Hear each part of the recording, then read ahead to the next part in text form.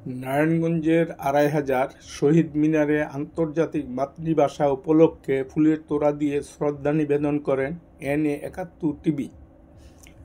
নারায়ণগঞ্জের ২৫০০ শহীদ মিনারে আন্তর্জাতিক মাতৃভাষা উপলক্ষে ফুলের তোড়া দিয়ে শ্রদ্ধা নিবেদন করেন ২১শে ফেব্রুয়ারি রাত ১২টা ১ মিনিটে।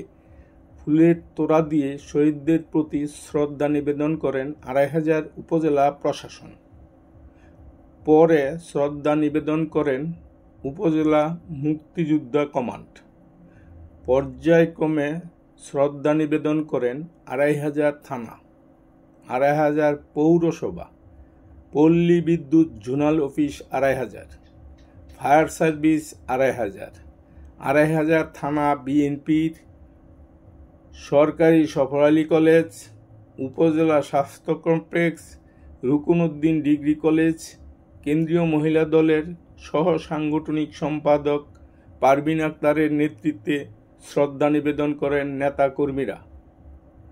কেন্দ্রীয় বিএনপির সহ অর্থ বিষয়ক সম্পাদক মাহমুদুর রহমান সুমনের পক্ষে শ্রদ্ধা নিবেদন করেন তার অংশের নেতারা।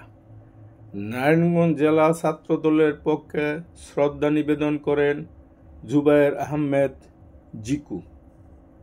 ২৫০০ উপজেলা শাখা গণ অধিকার পরিষদ, জাসাস নেতা মাহবুব প্রমুখ।